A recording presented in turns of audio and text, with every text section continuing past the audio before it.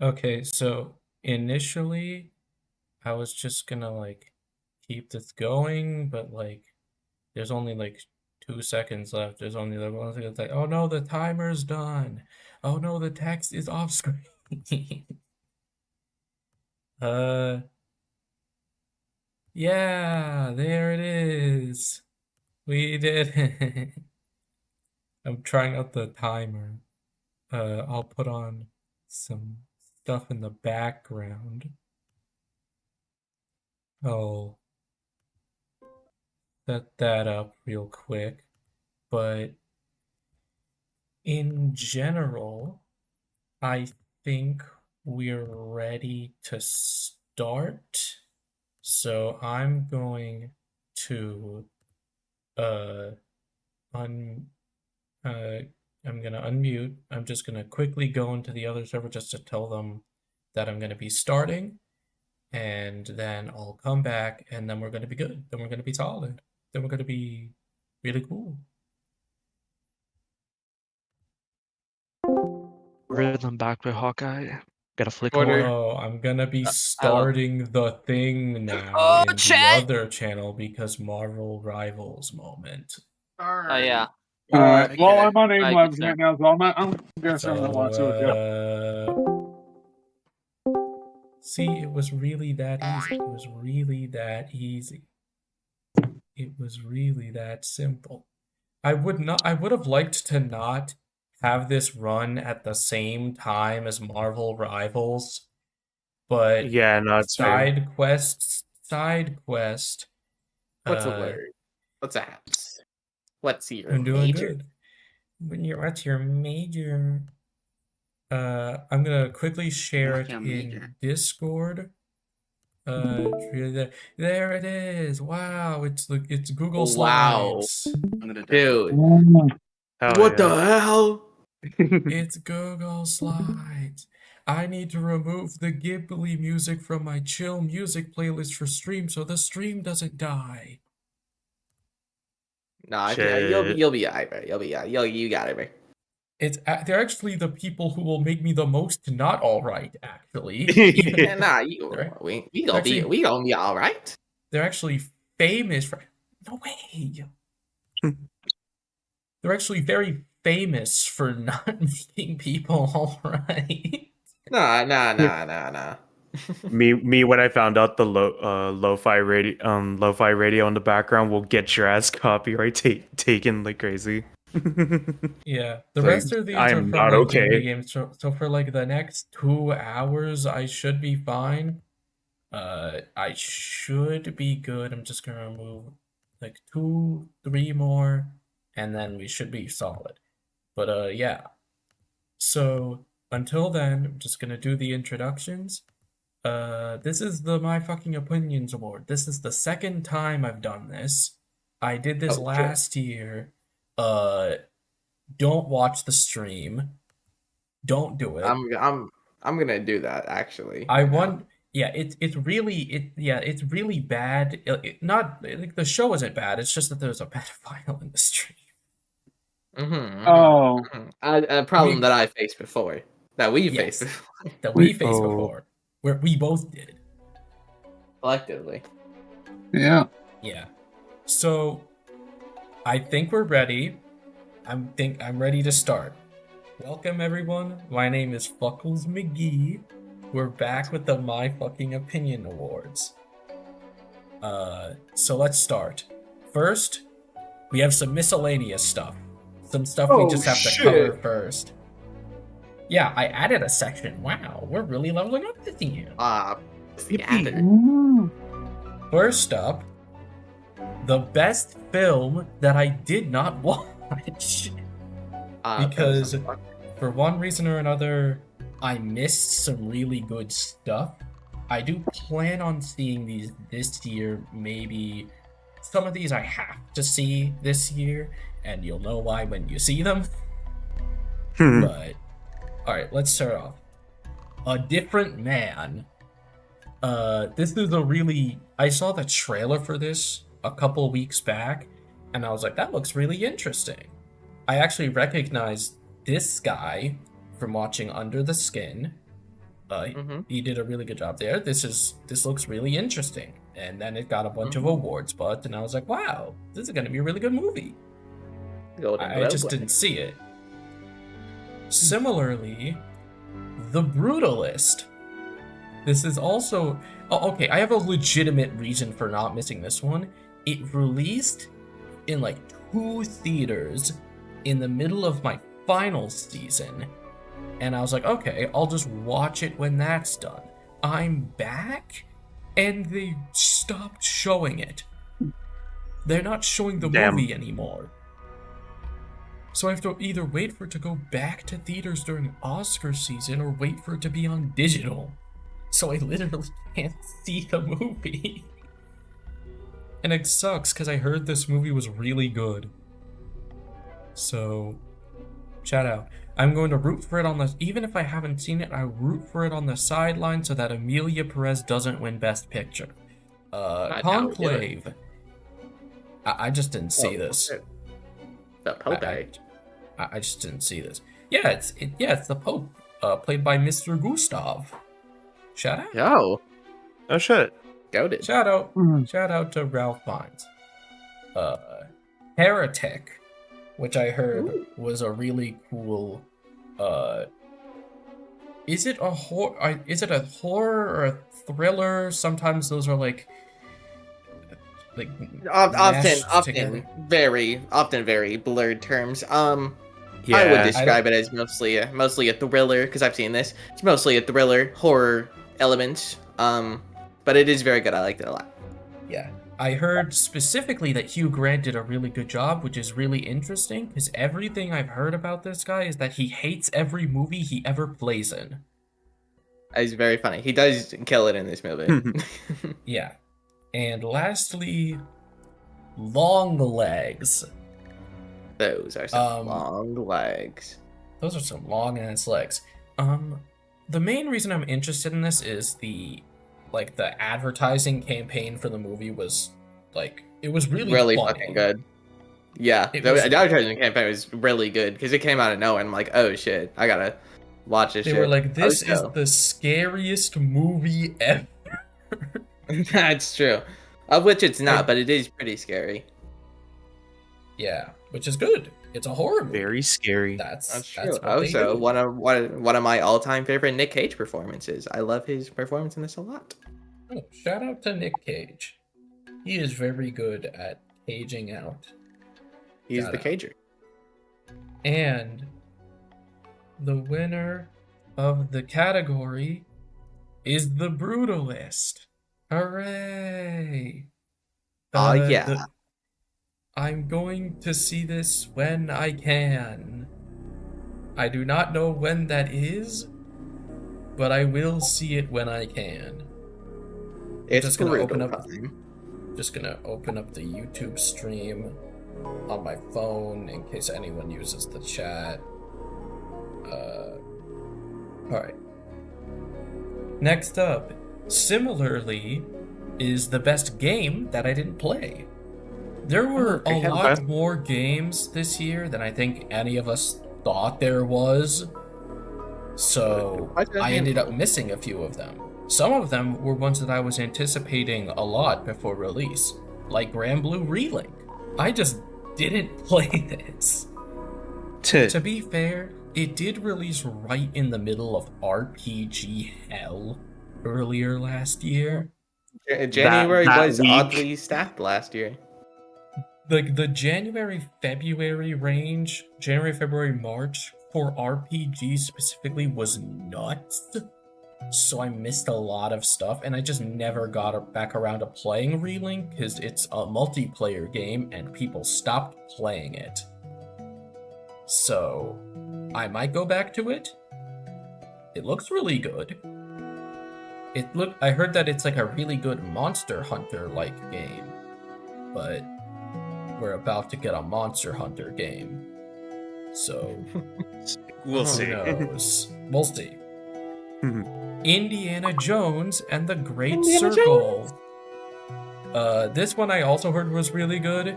I specifically heard that Troy Baker and the Indiana Jones tone was done really well in this game, and that's really cool. Because I really like Indiana they Jones. nailed that for sure.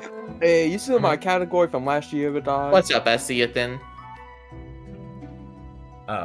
So yeah, this game's really cool. I do plan on playing this soon. Like a Dragon Infinite Wealth. I have like 8 games before I can play this one. Yeah, So I buddy. didn't. I might. Hold on, give me a second. I need to do something for like just a second. So,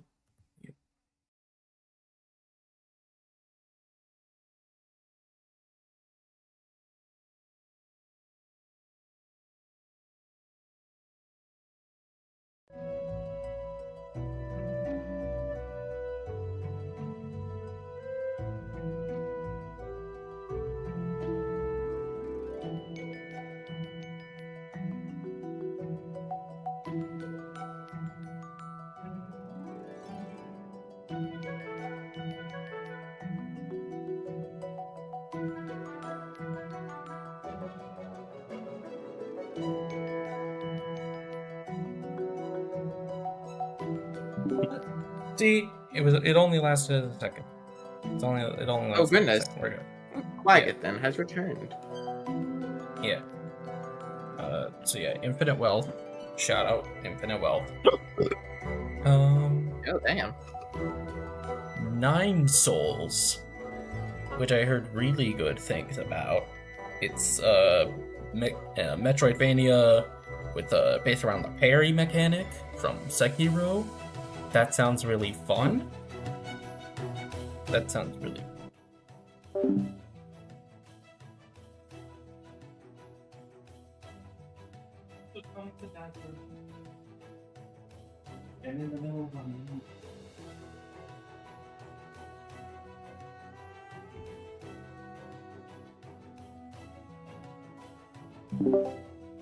Yo, damn.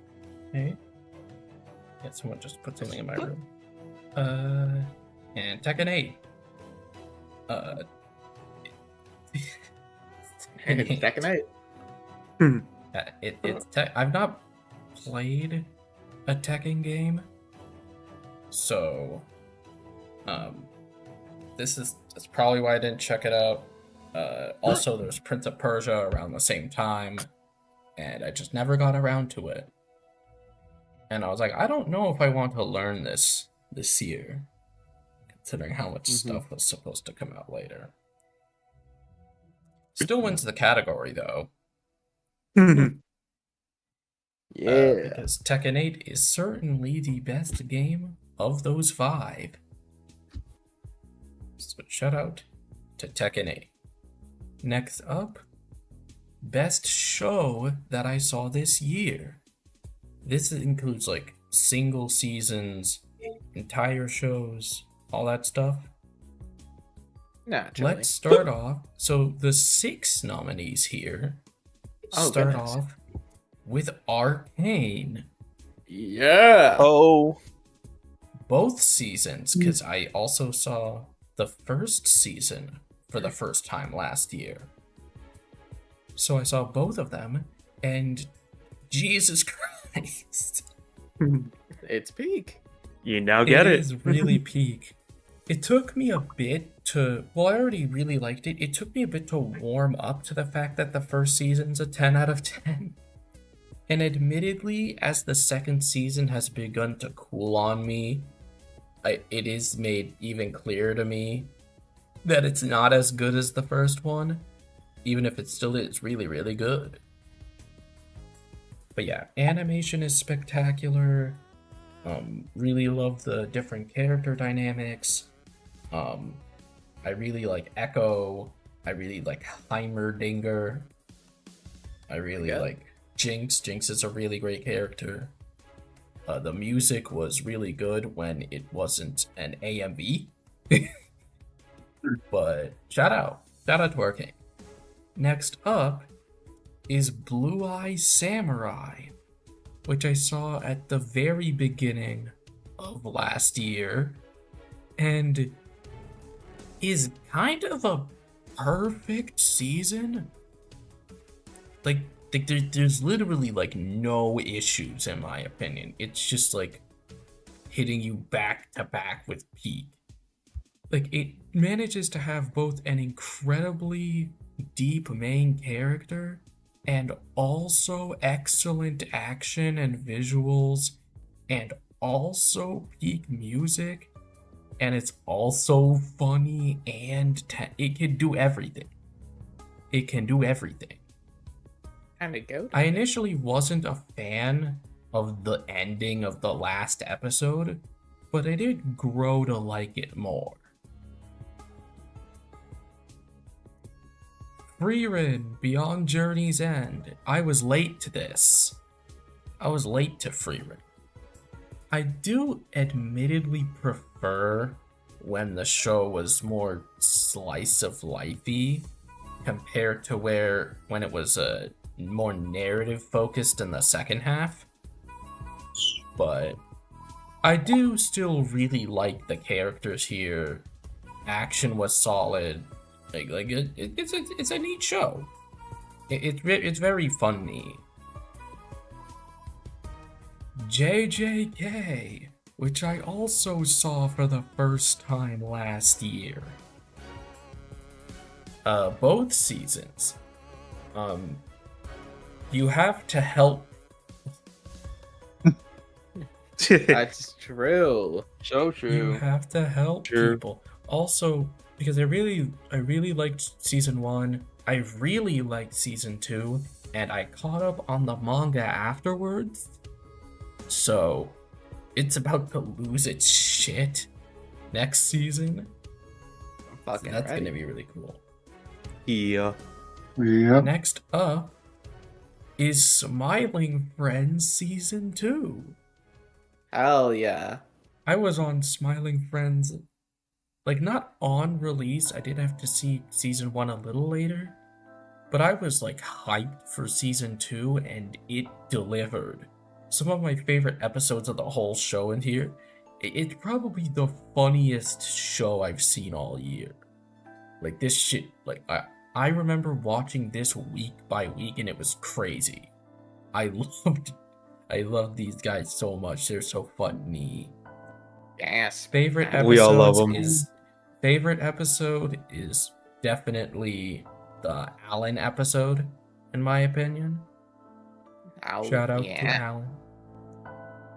And lastly, Yeah. Yeah. Yeah. Hell yeah. Yeah. I made a mistake. For the past few years, I've been joking about Spectacular Spider-Man because it has such a huge cult following and it never got another season, and people were constantly like, man, I wish this got another season. And I was joking because I thought it would have been one of those, like, because most like TV superhero shows with this kind of style aren't all that like memorable. But no, this was really good. This was really Yeah. good. It has it has really great incarnations of most of the Spider-Man villains. Not crazy. Maybe not design-wise, but definitely like in the way that they're written and in the way that the action is done. I really like Peter Parker in this show. I really like Gwen Stacy in this show. Shout out to Spectacular Spider-Man. It's goated. It's peak. The best adaptation. And the winner of Best Show is Blue Eye Samurai Season 1. It beat Holy cow. multiple full shows because it's just that peak. It's like, it's probably one of the best adult animated series ever already. It already is. Please go watch it. Season 2 might come out if Netflix won't be a bitch. Stupid. telling me. So, So, watch these. yeah, it's great. Next up is the best movie that released before 2024. Oh, good Because heavens. I watched a bunch of stuff, like a bunch of older movies. So I'm gonna check out. So I checked out a bunch of those.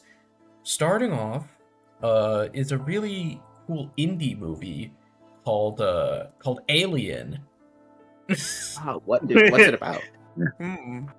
Yeah. Aliens. Never heard of that. Fuck. So, this was the year where I caught up on a bunch of horror classics that I've just never seen before. And one of them was Alien. And it was really tense.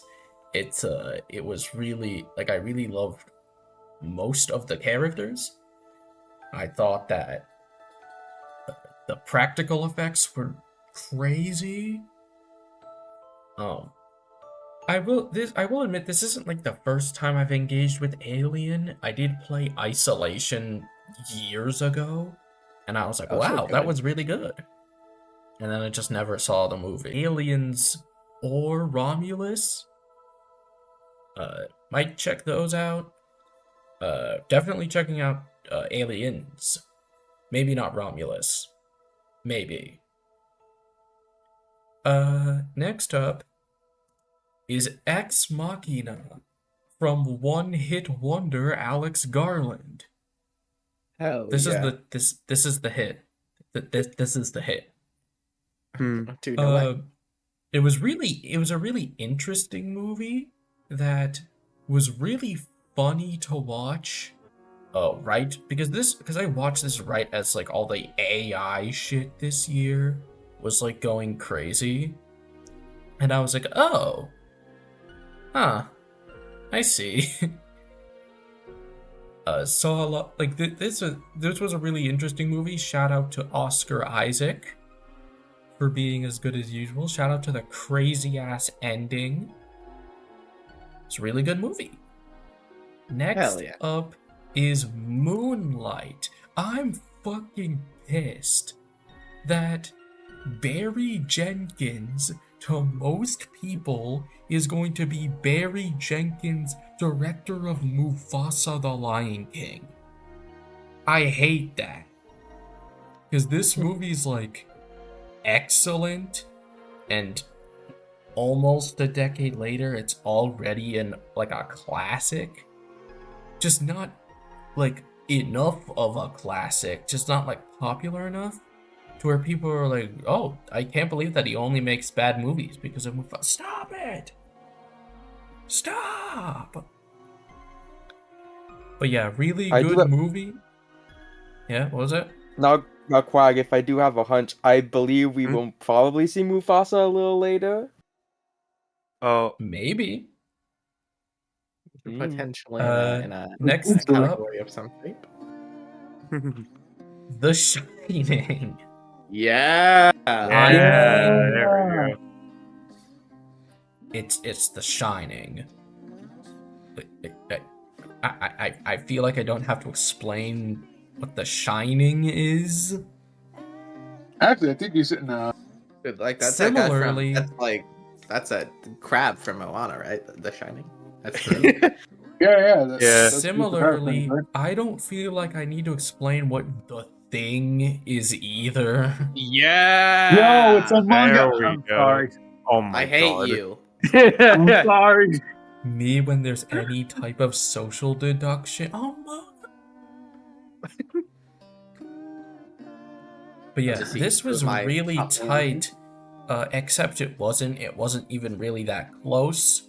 The winner is Alien. Yeah, baby. Yay.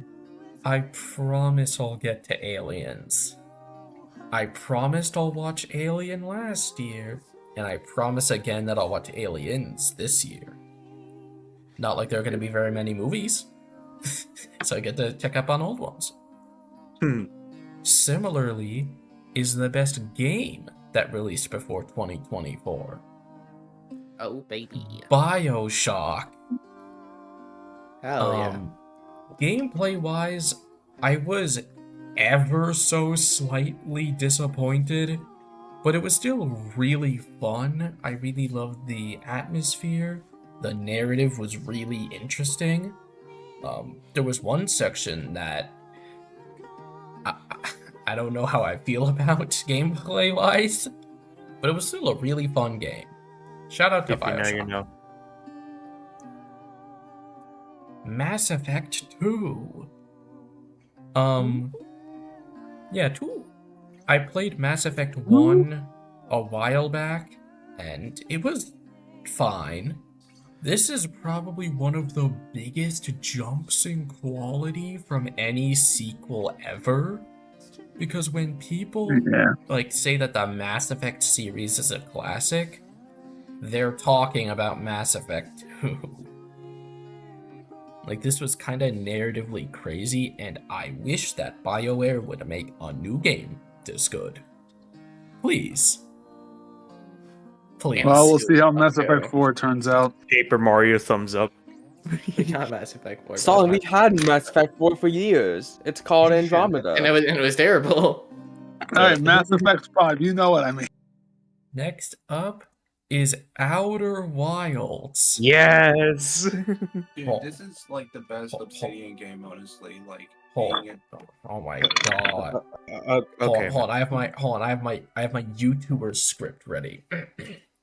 This is Okay. one of the best games ever made. I am very impressed by every aspect of this game, but I can't tell you any of it because then it'll ruin the experience. How good was that? Did I do good on that? Or was It's Yeah, good. good job. I memorized that for a while. It's weird because as much as I joke about how many times I've heard that before playing the game, after playing it I was like, oh yeah, I now know why. There's actually a reason for that. If there's any hunch, it's the same reason people do that for Animal Well. Next up is Red Dead Redemption 2. Yeah. Yeah. Nice. I went into this hearing some mixed things about some of its gameplay systems, and they're right. They're all completely right, but it's still a 10 out of 10. It still is. It's still one of the best games narratively. It still has a lot of freedom in its open world. There's a lot of mid-game events that I found really memorable. I love the music. The music's amazing. Shout out D'Angelo. Really good game. And Titanfall 2. One of the Hell yeah. one of the few artistically valid military shooters to ever release. Because you get to run around in a big mech. And every level in the campaign has some pretty cool gimmicks to them. It's really fun. It's a really fun game. And the winner is YouTube Game. Hooray! YouTube game. To be clear, this game is already I think in my top 15 of all time. I believe it's number 12 or something. This shit was mind blowing. And album of the year. I'm gonna talk about these briefly because there's not much to say about these. Okay. Chromacopia. Oh my god. By Tyler the Chromacopia. Creator. It's definitely one of those albums that got better the more I listened to it, because initially I was like, it's good, but it's not as good as, no, it is. It is. It's damn good. The best song in this album is Take Your Mask Off. Next up is Ballad. Dark Times, Vince Staples. Yeah. Yeah, you put me Which- onto this shit. This shit goes hard. Yeah. Yeah, this shit was really cool because I knew Vince Staples from Big Fish Theory, but I didn't know that he was still making albums this good because nobody talks about them anymore. But this one was really interesting. I think this is probably my favorite from him so far. Best song is Black and Blue. Shout out to Black and Blue. Next up is GNX, Kendrick Lamar. It's crazy how in this one, it's crazy because, as Mike the Snare put it, he released a really, really good album, and it's probably going to be the least remembered thing he did this year.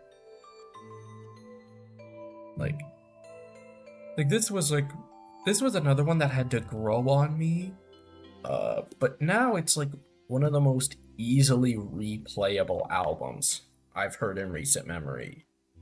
It's fun to listen to. Title track still sucks, but yeah. but here's the thing, even that song I've grown from this is awful to this is funny. I just think it's really funny. Best track is Reincarnated. It's that one. Next up is I Lay Down My Life For You by JPEG Mafia. Once again, JPEG Mafia decides to just like overwhelm you with like the most insane production ever. I did not expect this to go the rap metal route, but it went really well. Either On or Off the Drugs is the best song. Imaginal Disc from Magdalena Bay. This is not a rap album. This is the only one that isn't a rap album. But it's really good.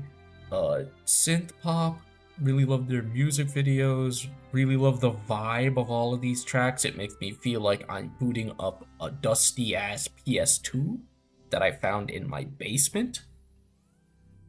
That's the vibe I get from this. Best song is Cry For Me and Samurai, Lupe Fiasco. This was the year where I found out how good he is. And this album kind of hit me like a freight train when I first heard it, because I did not expect it to be this good. But shout out to Lupe Fiasco. Caught on to his other stuff since then. Probably one of the best lyricists out there. Best song is Number One Headband, and Chromacopia wins, because of course it does. Of course it does, yeah. I can't blame you on this one, honestly. Homophobia. I do want to just randomly suggest something, and you may have heard the suggestion already, but Jordy Group The New Sound. Give that a listen. I just listened to that on the flight. Oh, you did? Shit. Okay, well. To be all right, clear, hands are up then. To be clear, if I had listened to it last year, then Kendrick Lamar wouldn't be here. Okay. We're done with part 1. We're done. Now we get to go into the movie categories. Aw, dude, movie. Let's start off with the middest movie of 2024. Yeah. So let's start out with Civil War. Oh my god. Yep. This was a movie. Remember this. It's been less than a year since it released, and it has already aged terribly. Already. I don't know how bad this is going to be 5 years from now. Shout out to this Civil War movie that was deliberately apolitical, because they didn't want to make anyone mad, even though they're from Britain. Why are you scared of that? You're not American. You don't have to deal with this stuff. Just say it. And it's funny because people were like, "Oh, it was never about the Civil War. The movie Civil War was never about the Civil War." Really? Next up is The Fall Guy. So I get it, but I did like the movie. People like this movie, and I can see why. I can understand why people like the movie. I just found it kind of boring.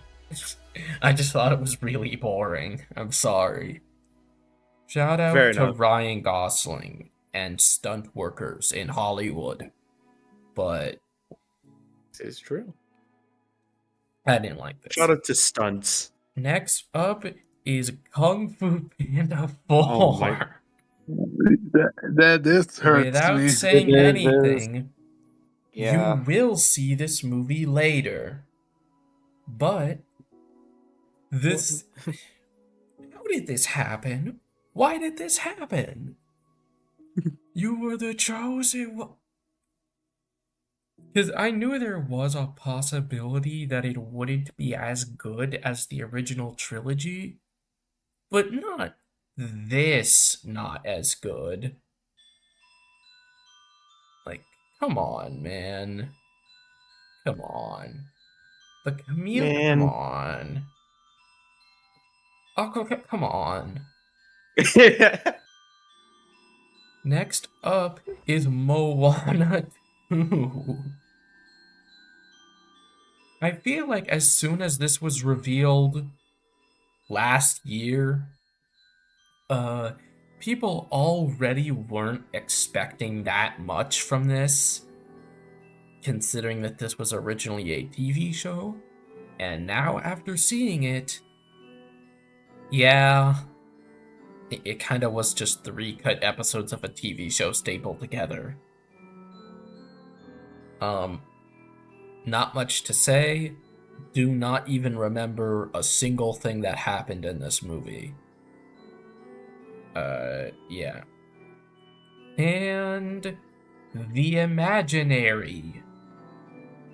Now, this is a movie that was, like, getting buzz because it was being made by Studio Ponoc, which is a studio made up of a bunch of old Ghibli animators.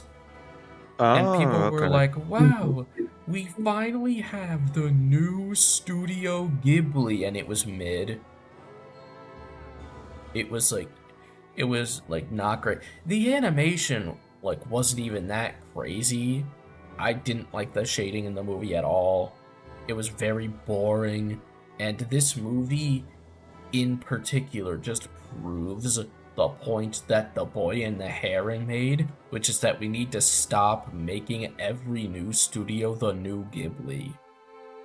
We need to stop. It's not gonna happen.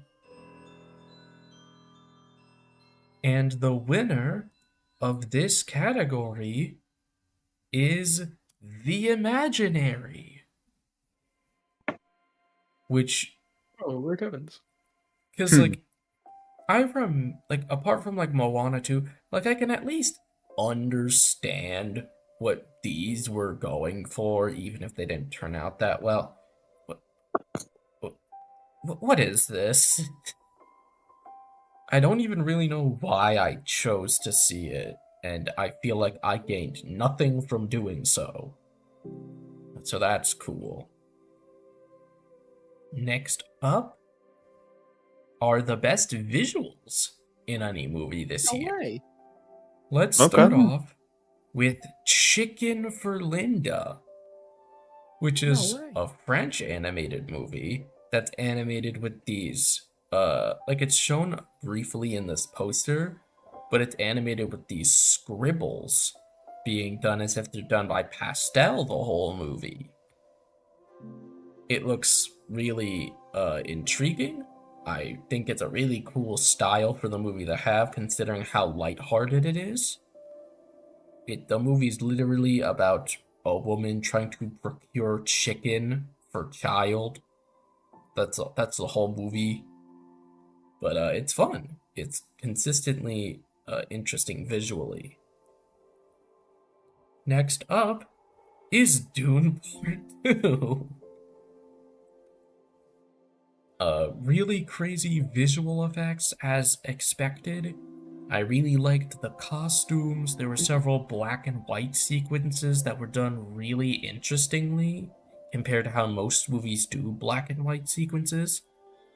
The entire last hour of this movie just like consistently impresses visually, which is really interesting considering the fact that this movie takes place entirely in a desert. So shout out. Next up is Flow. Flow is a really cool movie with some really great animation, like some really awesome water. Me vs. Sky would be proud. Really love all the animals in this movie. The climax was really well animated, and it was done entirely by one guy. So that was insane to find out. After that is Nosferatu, which I expected to be really good. I really loved the costumes and the practical effects. The sets looked really, really cool in this movie. It has a really cool gothic horror vibe to it, which I really like. It was done really well. And The Wild Robot. Yeah. Oh my god, it is so pretty. Has some really great animation in the engine of Puss in Boots, except it's not as explosive, which makes sense for the movie, but it still looks beautiful. The nature looked really amazing. I really love the animal designs. I really love the updated design for Roz and how they animated it in the movie. And the ending with the wildfire was really, really cool. And the winner is Flow. Hey. I went Neat. back and forth between this and Wild Robot, but I think the fact that this was animated by one person is what made me pick Flow. Like, how? Literally how? It's crazy. Next up is the best animated movie. Let's start off with Flow again. Yeah. Flow is mostly an animation vibes kind of movie, but it is really interesting narratively as well, even without much dialogue. Like, you can still tell what's going on, and it's really cool. Shout out to Cat. Shout out to Capybara representation. That's Cat Bar. Real. True. Next up is Look Back. So, Look Back is 50 minutes, and it is one of the most emotionally investing movies this year. It has some really neat animation, but that's well, it is the subject, but it's like, it's not, you get what I mean. It's a movie about being an artist, and it does that really, really well. It's one of my new favorite movies about being an artist movies, and it has Yuri, so it's better than Steven Spielberg's attempt at making this. So shout out. Memoir of a Snail. Jesus Christ. I did not expect, well, that's a lie. I kind of expected this to be really depressing, but like not that much. But it did end on a really hopeful note, and it made me very pleased that it ended there. It's also funny, which I didn't expect. I didn't expect it to be as funny as it was. But it was. Also, it has some really cool stop motion animation. I almost put it up for the last category. But the stop motion was really good. Next up is Transformers 1. Mentioned.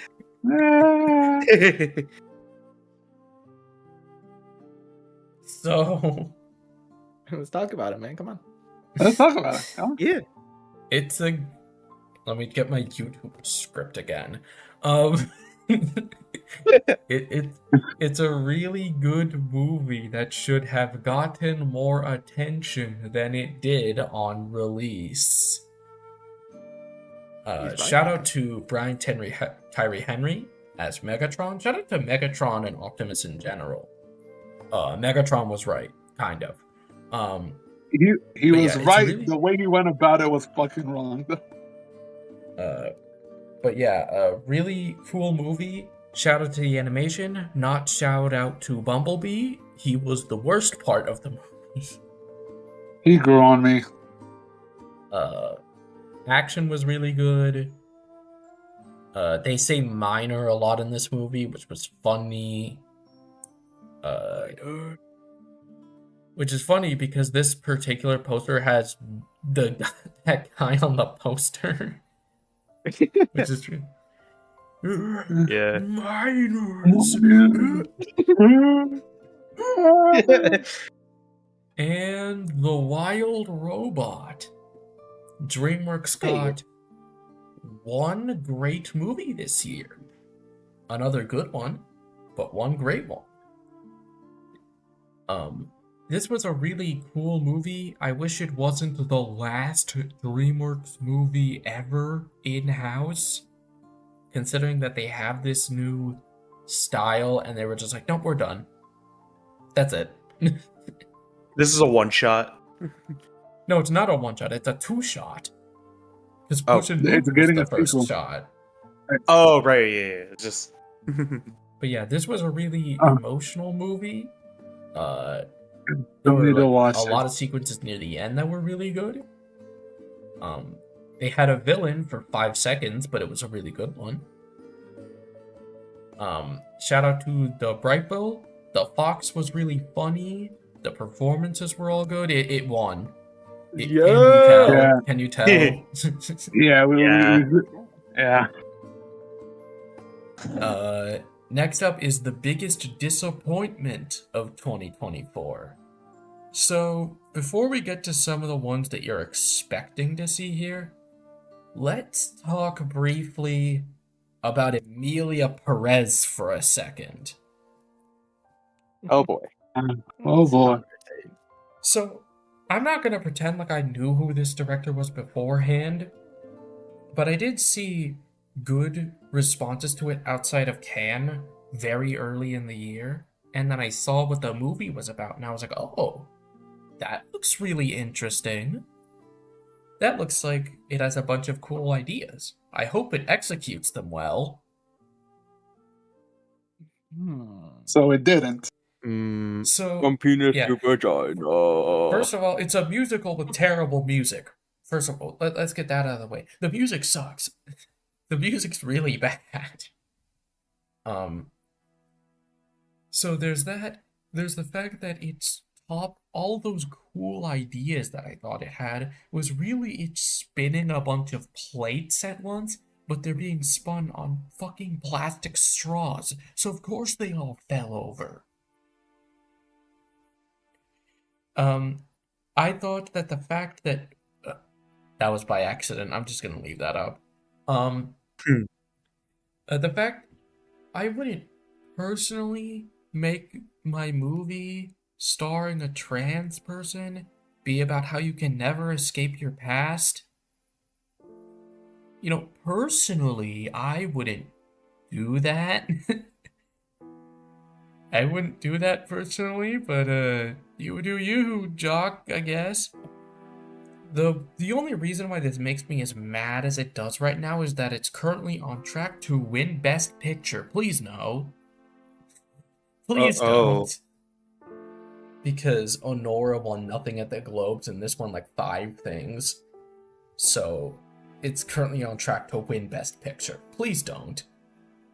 Please. We can do better than this. Is this the like? Actually, never mind. I haven't seen it. I haven't like any of that What? award stuff. I was gonna say if it was like the maestro of this year. Yes. Yes. Oh, it is. Okay, all right. Never mind. Every year for a while, there's like one movie that's just really not good, but gets in anyway. But none of them are ever this close to winning.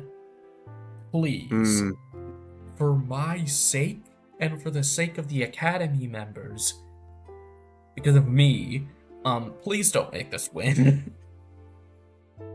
Please. Anyway, this has been on screen for a while. Furiosa. I saw Fury Road last year and it was a movie. So I was like, you know what? I'm gonna give this another shot. I'm gonna see Furiosa and see if this style starts to grow on me. It didn't.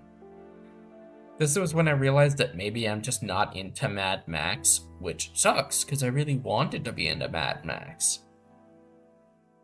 But yeah, it's not a bad movie. It's like decent, but it just made me disappointed.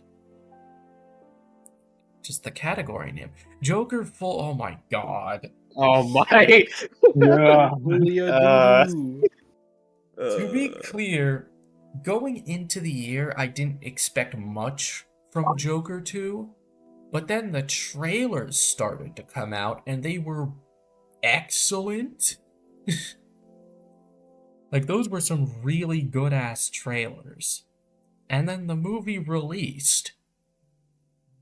What the hell is this? I will say that it's thematically interesting, but like so is Emilia Perez. It was just that after the first 2 minutes, it got really, really boring. And now this is the sequel to Joker Forever. This isn't like some direct-to-DVD shit. We just have to acknowledge this exists. In other words, we have the new Dark Knight Rises. Shout out. That's what we all needed. Next up is Kung Fu Panda 4. Again. There Yeah. you are. So now I can There you properly go. talk about... I'm so... Come on. People who saw last year knew that this was on my most anticipated list. Because I was really excited for Kung Fu Panda to come back. And it sucked. The Aquafina side character was not good. The jokes were all bad. The villain is awful. The action was cool, but like not as good as the first three. Pretty much everything else was not as good as the first three. The only bright spots in the movie were whenever the gay dads were on screen. That's true. But like, I think this was like, this fucking hurt. And Megalopolis.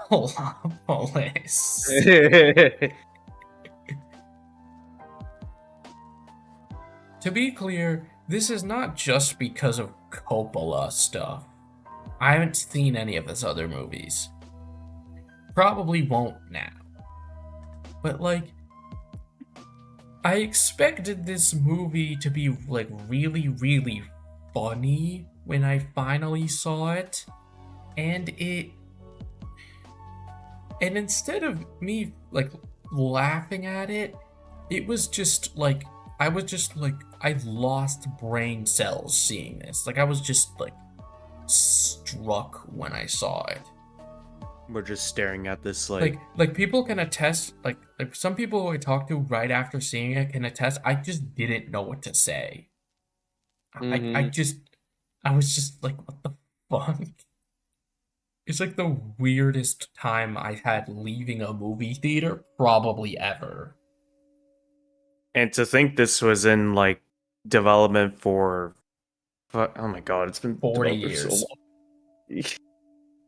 long.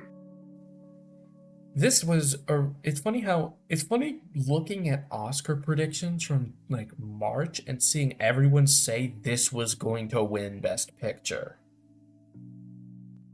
This movie. And the winner is Kung Fu Panda 4. I feel like it being on my most anticipated from last year kind of gave it away that this was going to win. But all I hope for is that either the director is changed or they stop making these. I'm good. I don't want it. Next up is the best performance of 2024. First up is Austin Butler in Dune Part 2. I am so sorry. I am so sorry. I was like shitting on Austin Butler as an actor because of Elvis. I didn't know he had this in him. Like, Didn't understand the game. I didn't understand his game. After seeing the movie initially, I compared it to the quality of Heath Ledger Joker. And after seeing the movie again, yeah, it still is. He's like insane in this movie in more ways than one. You kiss your dad on the mouth. Count Orlok. Bill Skarsgård in Nosferatu. I picked this image deliberately because you can barely see him. Because watching the movie, I genuinely didn't know it was him. Like, I knew he was casted, but I didn't know he was in the movie until after he had been on screen for like 35 minutes. I was like, is he gonna show? When is he gonna show up? Oh, he's been here. Oh. like in terms of horror movie villain characters, in terms of performances, one of the best in recent memory. He went nuts in this movie. Next up is Coleman Domingo in Sing Sing. Really, really good performance. There's some really strong emotional beats near the end of the movie. Sing Sing is a really good movie. Next up is Demi Moore from The Substance. Jesus Christ. You want to talk about people who went fucking crazy in a movie this year? I heard there's like a lot of body horror in this movie, and it kind of icks me out. Oh, it gets bad. Yeah, no, you should not see this. It gets bad. Yeah, I might skip that one. Yeah, she did a really good job. Jurassic Fitness. Next up is Jim Carrey as Ivo and Gerald Robotnik in Sonic 3. Here's the thing. I didn't expect to put them here either, but knowing that they did 2 really good performances and the fact that they pretty much only had to act with themselves, because on set, obviously none of the Sonic characters are real, and the only human characters were just him twice. Yeah. And he did really good as both of them. Like, shout out. It really does show how this is the only fucking shit he gives a shit about now. That's awesome. You know, I love that. I love that he cares as I much love that about he Sonic would not come back for anything else, but we call him for Sonic, he's just there. Yeah. And people were like, oh, I wonder why he said that he's really excited to do Sonic 3. Oh. Now we get it. He stole the fucking And finally, Mikey Madison in Anora as Anora. Oh shit. They hit the comedic beats really well. The the 9, 11, 2, 3, and 4 that happened at the end of the movie was done really well as well. Shout out to Mikey Madison. They did a really good job. I hate that they lost. To be fair, they did lose to Demi Moore, but they did a really good job. And now they might not even be up in respect to Emilia Perez, which I'm going to lose my shit if that happens. Please. And the winner is Coleman Domingo from Sing Sing. Hooray! Hooray! This movie is currently projected to not even be up for Best Picture anymore. Jesus Christ. Best Score in Music. Best Music, Challengers. So, I don't like Challengers, like, at all. But it's pretty hard to deny how, like, excellent the music is in this movie. I did not think that they were going to pick Ridge Racer type beat for a tennis movie, but they did, and it worked out really, really well. And then I learned that this was done by Trent Reznor and Atticus Ross, and I was like, okay, that makes sense. There we go. Next up is Dune Part 2. So this isn't getting up at a bunch of places because most of the music in the movie was from the first one. And it was more like 50% of it was from the first one. But all the new stuff they made for this movie was really, really good. And even the use of the old songs were also well done in this movie. Like, Dune's music is, like, instantly iconic already. Like, and they did a really good job with the stuff here. Next up is Hundreds of Beavers. Yeah. I did not expect the music to be this good in this movie. I didn't expect that. But considering the structure of Hundreds of Beavers, it was pretty excellent. There was even a funny little music video that happened in the very beginning of the movie that was pretty good. Shout out to Hundreds of Beavers. I'm happy I got to see it recently. Is The Wild Robot. They went fucking crazy with the score in this movie. Shout out to Kemp Powers. Not Kemp Powers. Someone else. I forgot their name. But they also did How to Train Your Dragon, and they tapped into that for this movie. I'd say it's probably on par with How to Train Your Dragon's score. It's really good. And Wicked.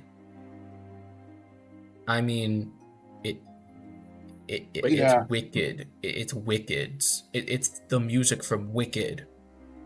It's the music from the first half of Wicked. What, dude? One of the most acclaimed musicals of all time? What? Whoa. Crazy. Whoa. I was originally not even going to count this, but I realized that they did technically recompose and get new singers for all of the songs. So I was like, well, they could have fucked it up. But they didn't. So shout out. And the winner of Best Music is The Wild Robot. Way. Shout out to The Wild Robot music. Next up is Best Narrative. Anora.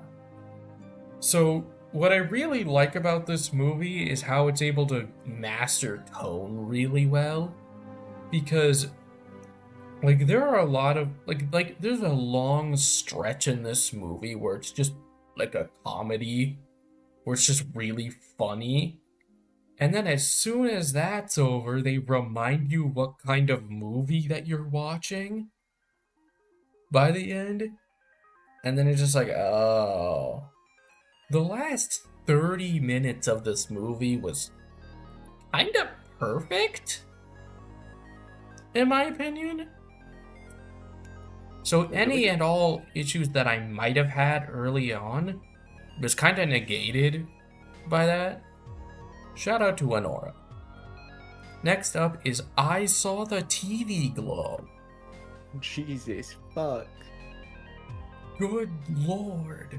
This is now their second movie to like, well, not that I saw the other one first, I saw the other one second, but James Schoenbrunn does this thing where they give you like a really like basic concept that's super relatable to most people checking these movies out. And they just like have you sit with their themes after the movie's over and you just start spiraling.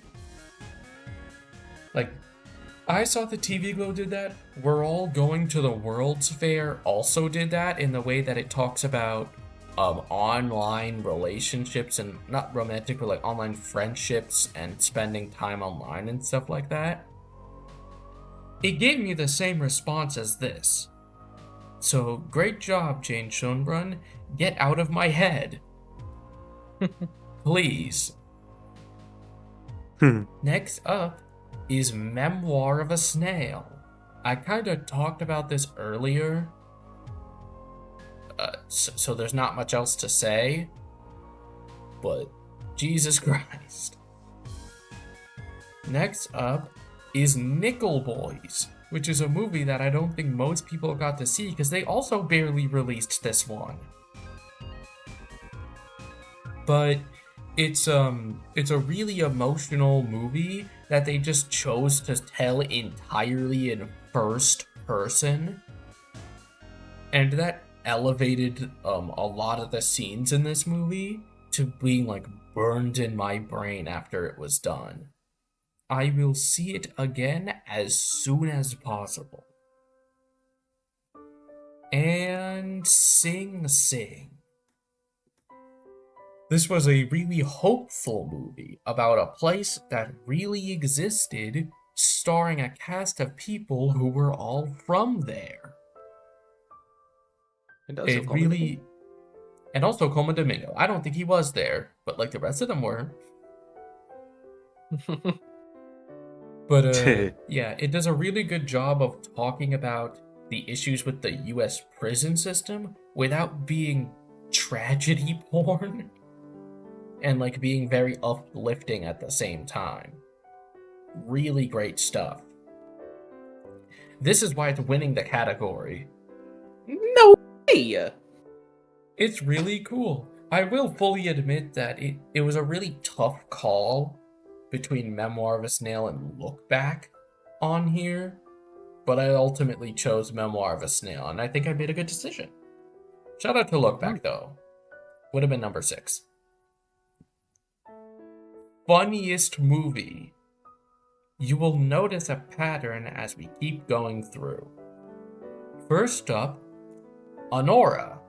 I already talked about how funny this movie was in the middle, but I cannot stress enough, this is like the middle chunk of this movie is like a fucking... It's legitimately a fucking screwball comedy.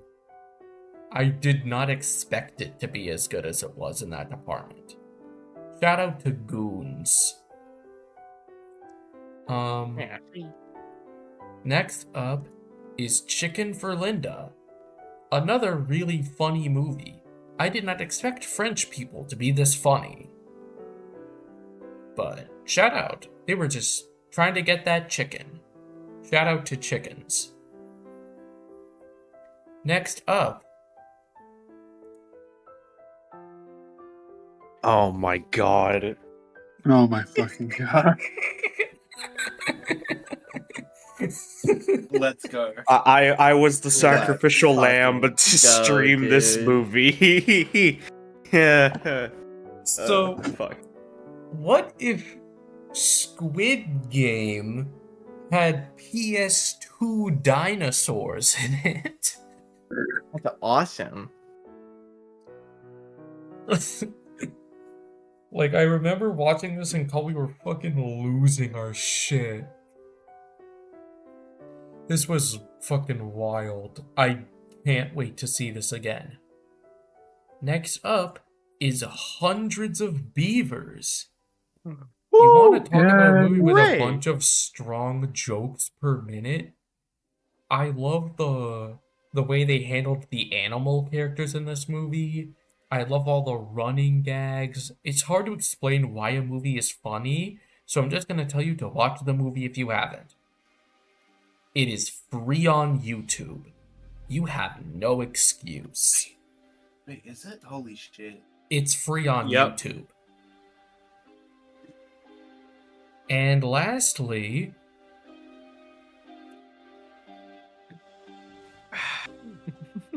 Oh. You know, fair enough.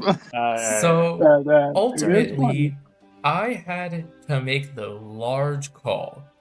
Which is Hundreds of Beavers more genuinely funny? Or is Madam Web more ironically funny?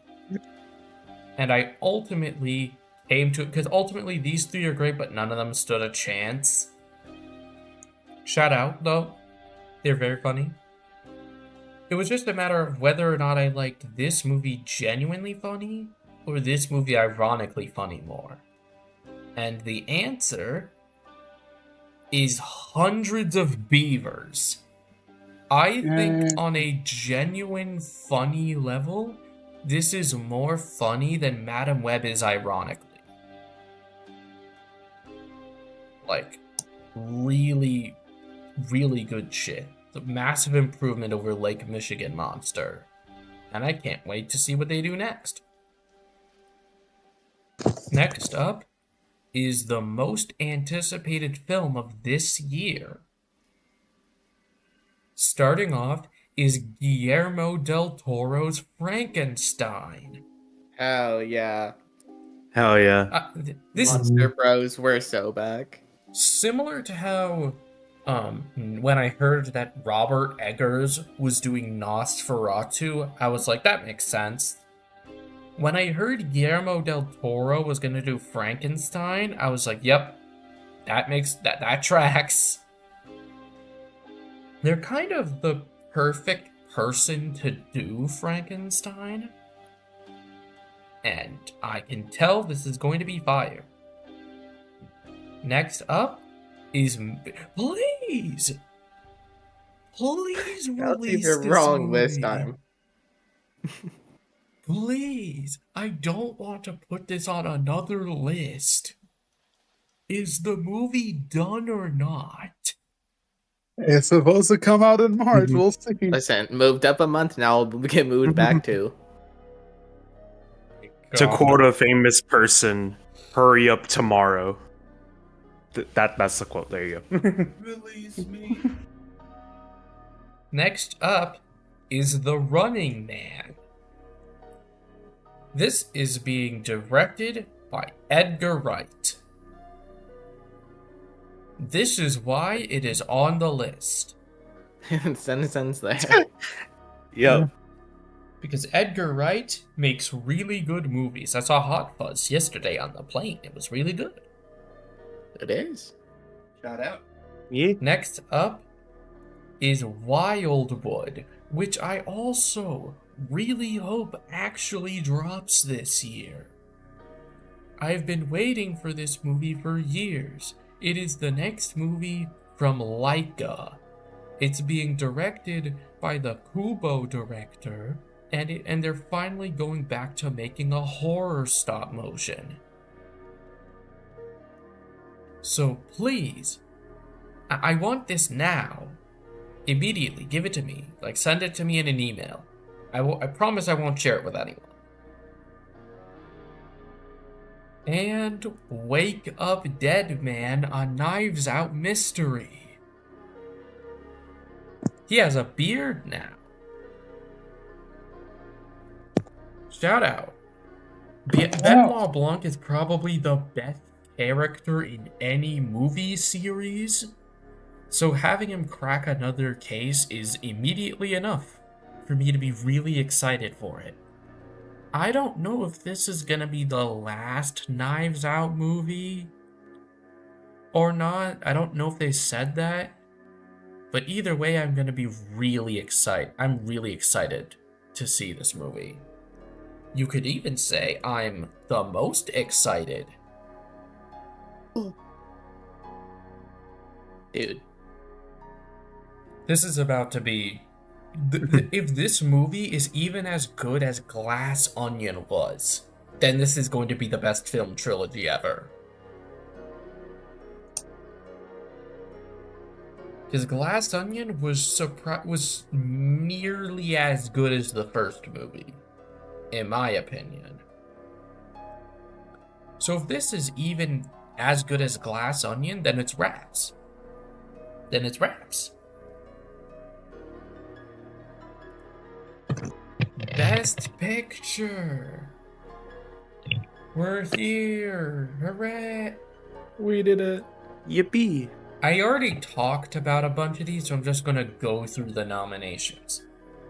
Spoilers, this is going to be the best picture lineup in any of the shows in award season this year.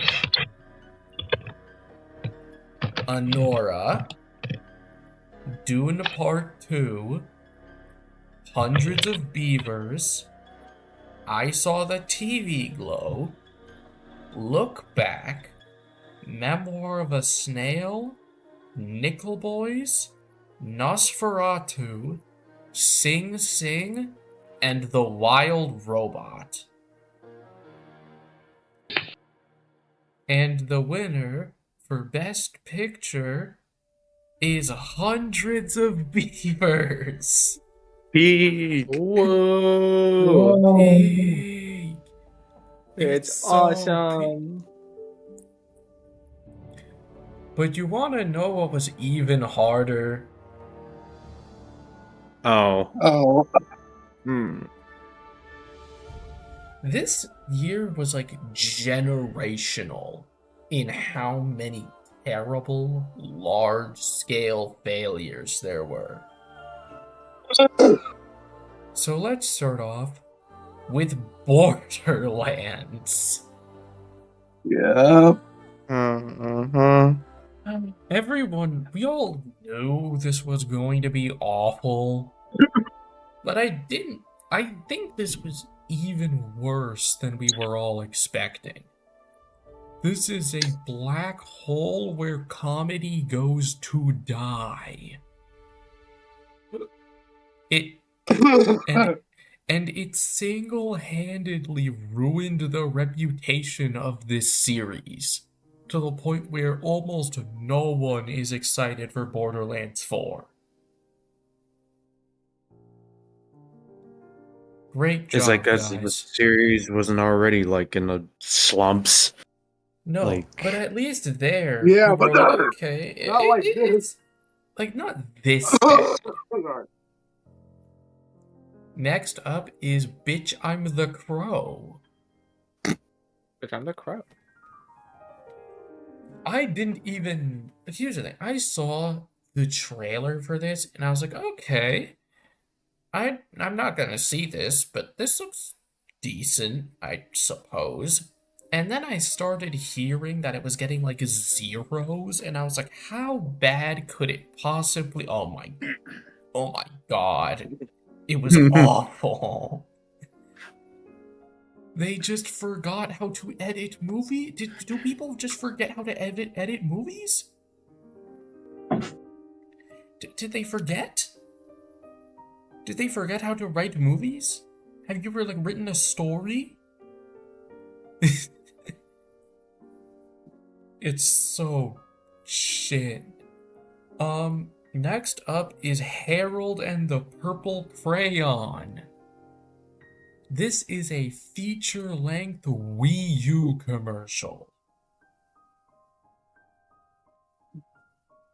And it happens to, Zachary Levi, maybe if you keep getting casted as man children, you might need to look inward. Look inward. Craven the Yeah. Yeah. Oh my I'm god. craving this film. This was It's so this so was supposed to bad. really. Here's the thing. If this was the version of the movie that they made after the more than year's worth of changes since its original release date, what the fuck was the October 2023 cut of this movie? What the fuck were we originally supposed to see? Because this is awful. I saw it in theaters with Abba, and it was really funny at some points, but not as funny as we were hoping. Until the ending. That's all I'll say. I heard things about the ending. The ending was the Madam Web level of funny bad that I was hoping the whole movie would be. Like, that was, like, I was choking when that showed up. Speaking of Madam Web, Speed of Oh baby. all being serious, this is still probably the worst of the Sony-verse Spider-Man movies. It's just also really, really funny. Like, they did not record a single line of dialogue on set for this movie. No one working on it, like, thought, like, was caring at all. Like, this is peak movie night movie. Next up is Megalopolis. I already talked about this briefly, but to summarize the average experience of watching this movie,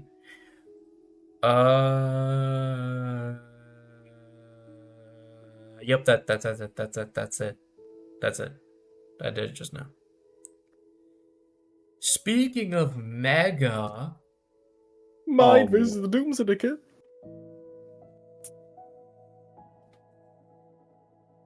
I don't know why I saw this.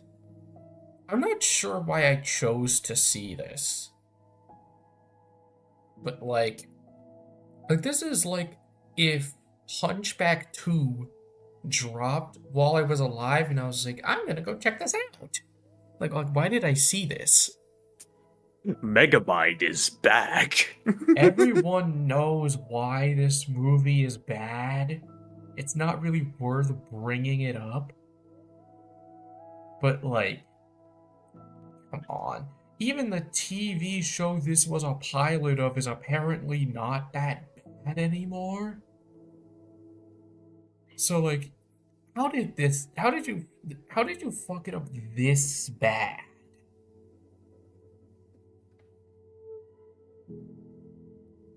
Next up is Mufasa the Lion.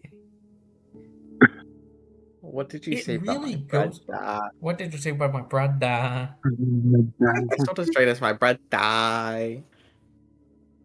So, it really says a lot about this year. That spoilers, I guess, but the prequel to the 2019 Lion King is 10th place. That's how bad this year was. That it's the best of these movies. Like, Jesus Christ. Admittedly, sometimes Barry Jenkins is allowed to, like, breathe for 1 second, and then the movie, like, randomly looks amazing for, like, 2 seconds, and then it goes back to being bad for the next 30 minutes. So, yeah. Tarot. This is just like this with us. Yeah, this is just like a really bad generic horror slop fest. Like, From the it's writer not of all that Moonfall. memorable, but like It is really bad. And just in case if this lineup couldn't get any worse, Winnie the Pooch. Winnie the Pooh Blood and Honey 2, which is an improvement over the first one, technically.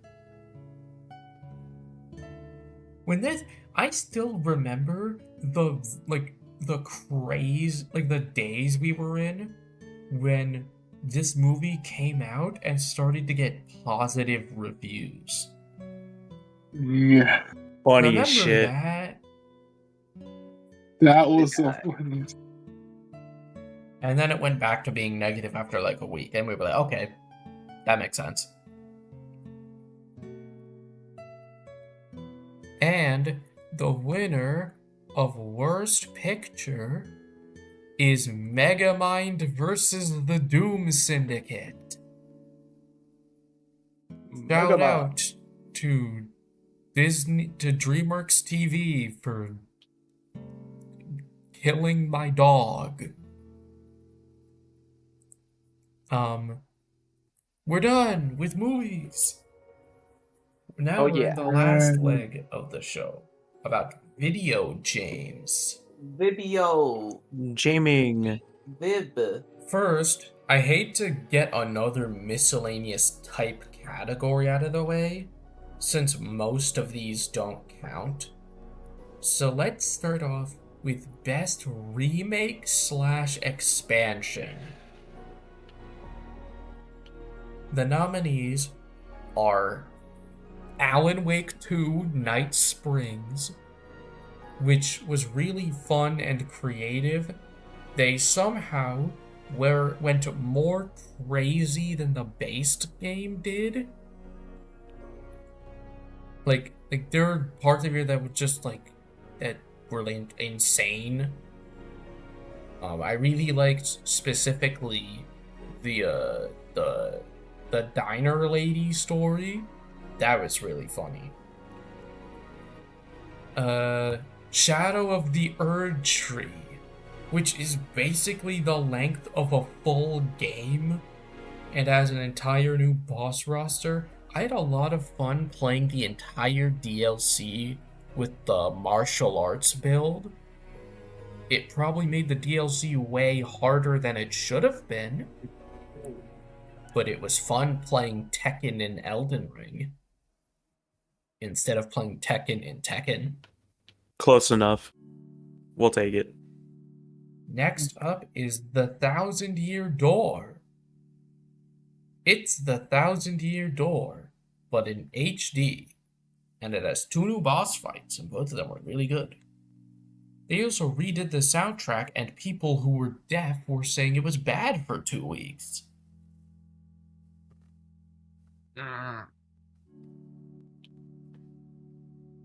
Next up is Persona 3 Reload. A really good remake. They finally made this game good. Even though I'm generally cooling on the idea of playing remakes in general, it's hard for me not to say that this isn't just like a massive upgrade compared to the base game, both narratively and gameplay-wise and visually. Maybe not the music. The music's so great, but like some of it was butchered.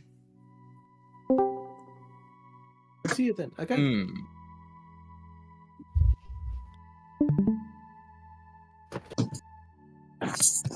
And Sonic X Shadow Generations. With the best Sonic game, and it's not even close. It's not even remotely close. Sonic Generations is already the best Sonic game, and some people are like, I don't know about that, but now like no one can argue that anymore. No one can argue against that anymore. Now that we have easily the best Sonic campaign ever in this game. Yes, sir. And the winner. Oh, Shrek 5 got delayed. Oh. Awesome. And the winner of Best Remake / Expansion is Persona 3 Reload. Hooray! Hooray! Say goodbye to these games because they're not eligible in any of the other categories. Bye! Oof. Best Narrative.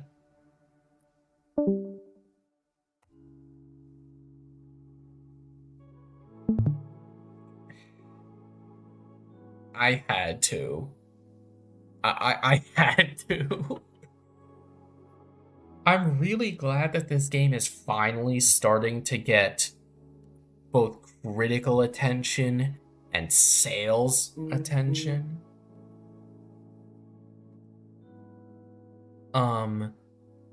Like I really love pretty much all the characters and stuff like narratively in this game. It's really intriguing. It is the best story about generational trauma ever?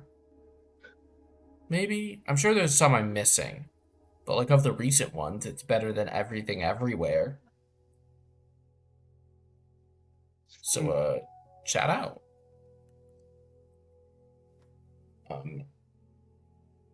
Anyway, before I continue, I'm going to take a brief 10-minute break because I got called to do something and I need to do that. Alright. So I'm going to do a brief intermission. Otherwise known as me deafening myself.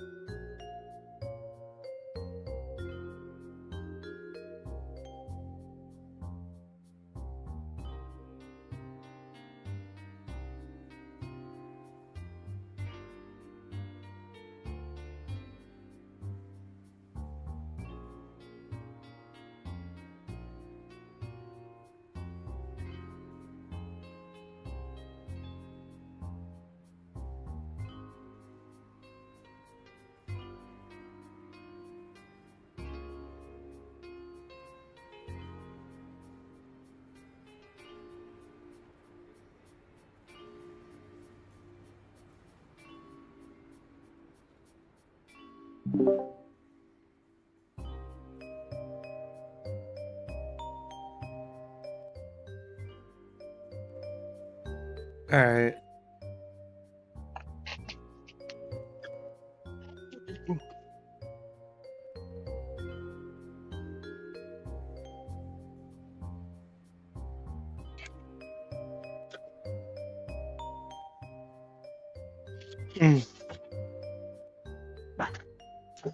Massive.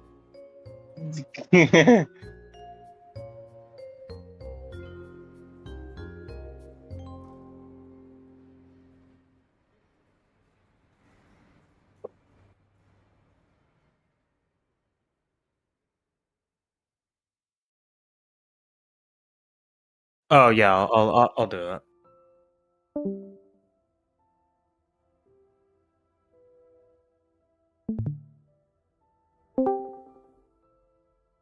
All right, I don't know.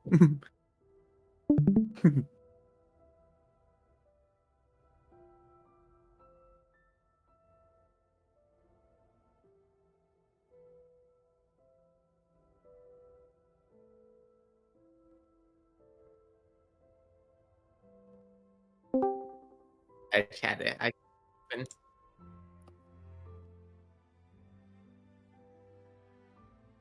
Yo, that's a good story.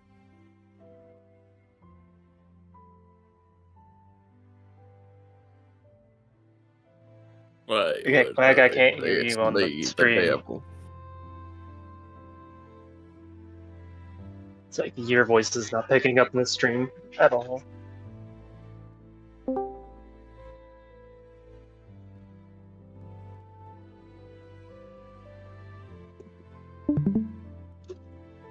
Oh, Quagathan. Oh my god, I forgot to unmute in OBS. It's fine. I didn't even talk about the game yet. Indica, really good story. Really cool game. Narrated by Devil from Bible. Hey, it's me, the devil. Next up is Metaphor Refantasio.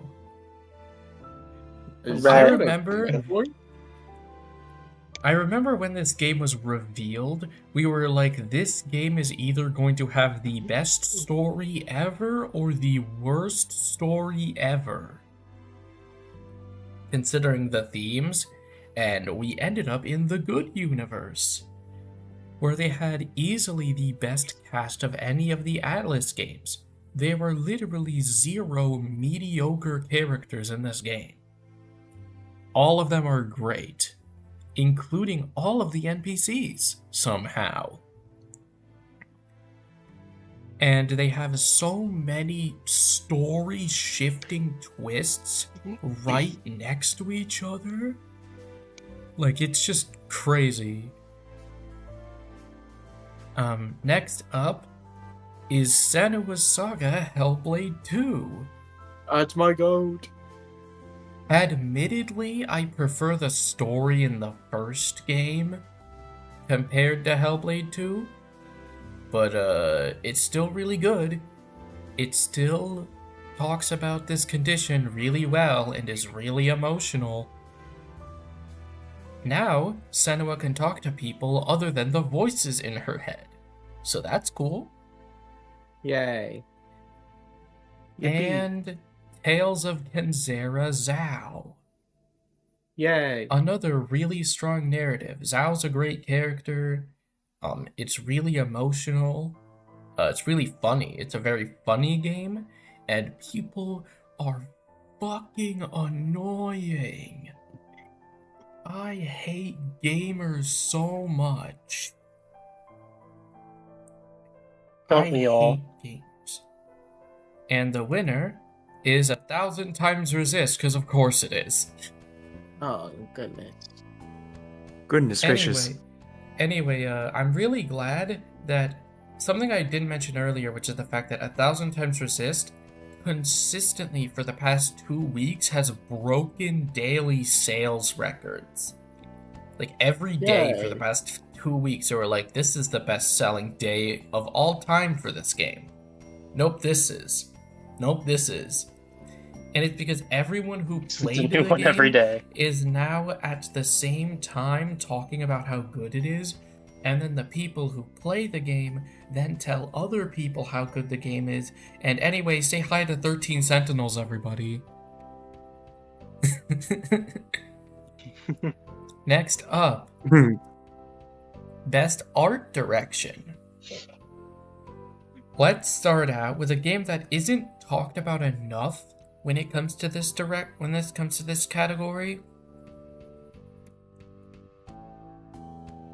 Brothership. Yuck.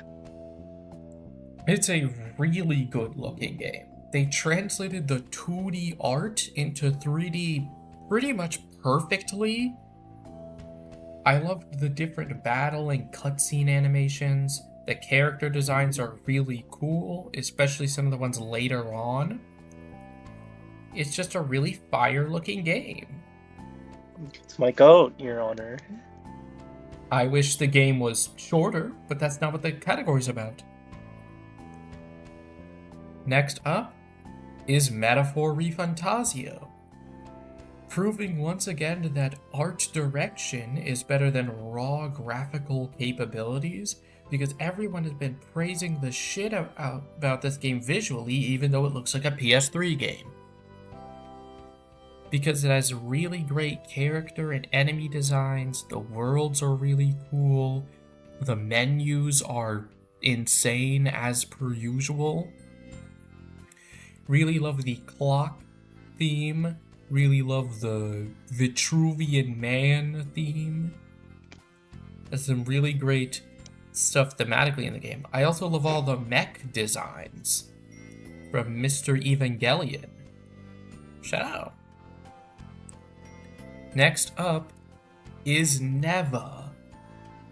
It's a pretty short game, but like look at the cover art. This shit looks beautiful. Whoa. And there are several sequences later that I spoke out loud like Jesus Christ, because it's beautiful. It's a pretty ass game. Just like Grease was, but somehow better. Right. Next up is The Plucky Squire, which is a very silly game. It's a very creative game with both the 2D stuff and the 3D stuff. These are pretty excellent character designs. I love myself some Jot. I love myself some Humgrump. I love the different mini games that you do visually. Like, it's just a really, there was a singular vision for this game visually, and it's really impressive. And finally, Hellblade 2. Alright. I mentioned the graphical thing earlier with Metaphor, but even I have to admit that on a graphical level, this game is absolutely unreal. They had to fucking mocap every possible interaction in combat. That's insane. They spent 3 hours mocapping combat. The game looks beautiful. The performances were elevated by the excellent visuals. I love the game artistically. I like the way it handles the setting very well. And when it starts going crazy nightmare mode, that looks really good too. It feels like an evolution of the first game. In that way, and the winner of this really tight category is Neva. Alright. Seriously play it if you haven't. Next category, the most fun gameplay. I tried to think of different ways to name this category. I tried different. I didn't know how to name it, but you'll know what I mean. Animal Well. I really love the different items that you get, as they're used in so many cool ways, that you don't even notice initially, and then you get a new use for the item, and it's basically like getting another item. I love exploring the world. I love the puzzles. I even finished one of them that I completely missed only a few weeks ago. Like there's some mind-boggling shit like after you roll credits in this game. Like I've never seen a game do something like this before. Next up, Astrobot. Yeah. Go go. Yes, Yippee. bro. By contrast, Astrobot actually doesn't do much unique at all, but that's perfectly fine. Because what it does do is make a really, really fun platformer to just move around in. Obviously, the levels are great. I love the different abilities Astro has. But just running around with the excellent sound design and the extra rumble from the PS5 controller, it kind of makes just doing anything in this game fun. Like, literally anything. The bosses are excellent. Like, it's just a really great game. Next up is Balatro. Yeah. Let's go. I Yeah. played this Gambling. initially in July and thought this was decent, but after its Game of the Year nomination, I was like, you know what? I'd like to go back to Balatro, and I logged 10 to 15 more hours in the game.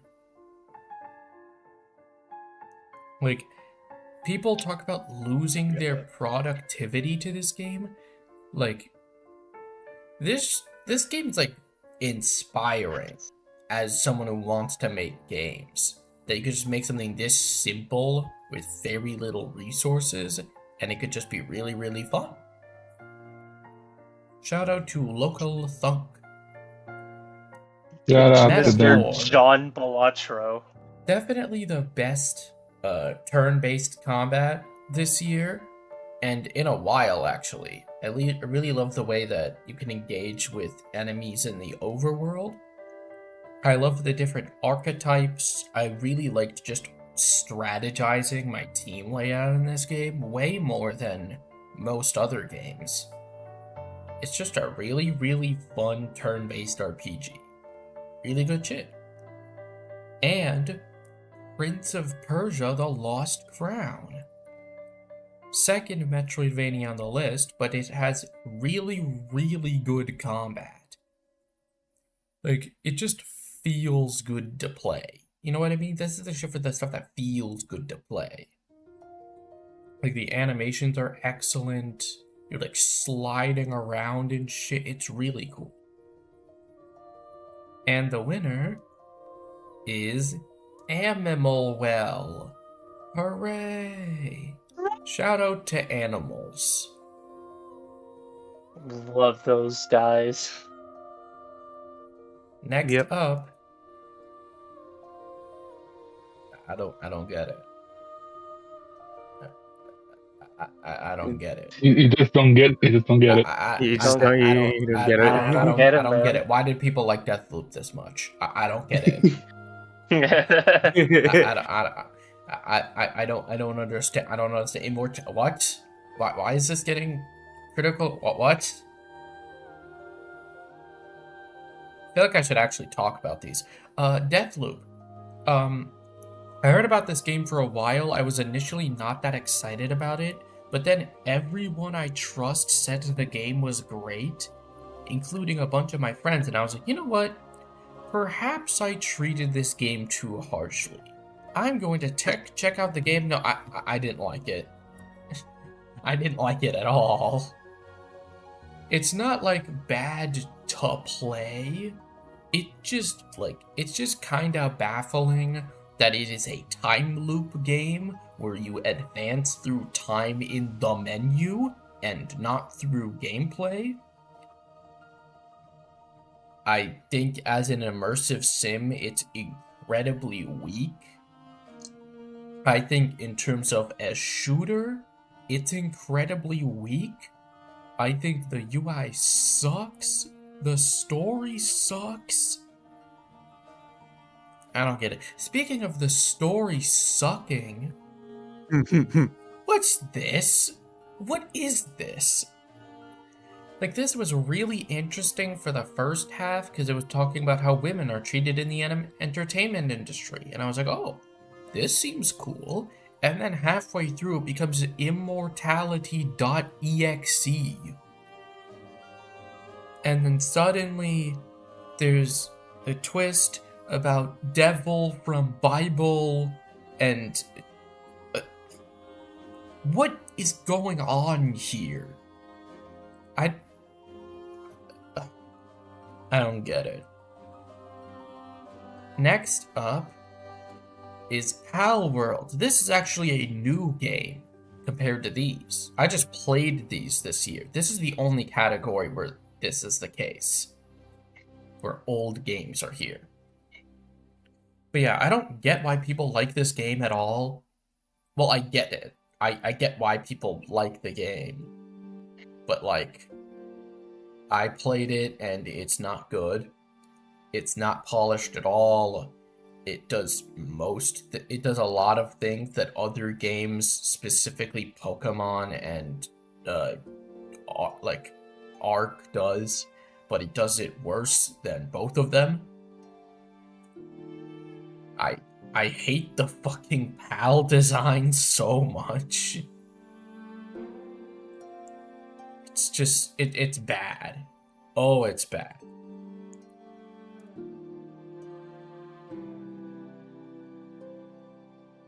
This one I just don't understand. Like, I've talked about this game before. I just don't get who this is for. Well, I get who this is for. That, like, It's for me. Toddlers. Toddlers and me. I can see this as a visually consistently interesting game, but I just found the game really, really boring. And I hope that Peach gets another game. One that this feels like a very throw everything at the wall and see what sticks type game. So I hope that they take what sticks and makes a game about that. And Zenless Zone Zero. Doris. Wow, this is a really popular action game. Square, square, square, triangle. Square, square, square, triangle.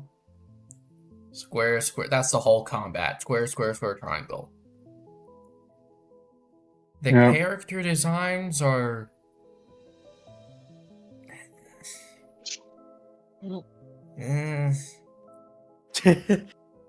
Animation is good. Music is mostly good.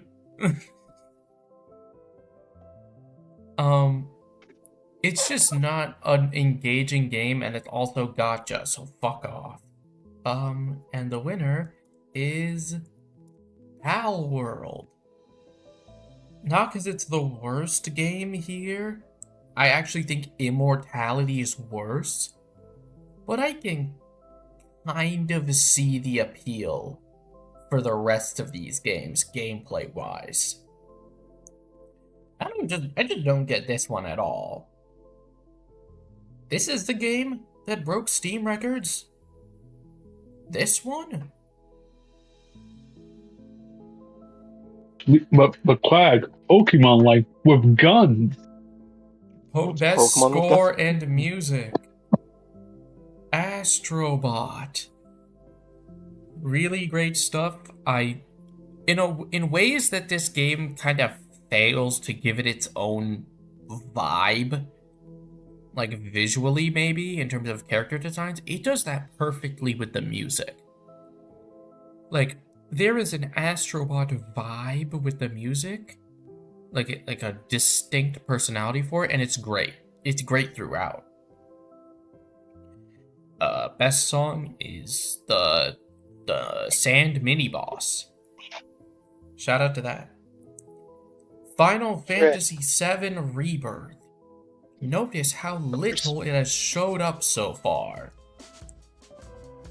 But yeah, it's pretty hard to deny that the music in this game isn't incredible. There's like over 100 songs in the soundtrack, and they have several different versions for every single mini game in the game, and all of it sounds amazing. And music for every single quest line, and like specific cutscenes that trigger with a very specific requirements. And it all sounds amazing. Next up is Metaphor. Speaking of games that have a distinct vibe with its soundtrack, they taught several people a dead language for the music in this game.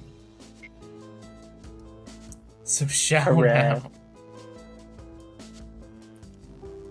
I will say that I don't know if I like the soundtrack more than some of the more recent Atlas games, but it is really good.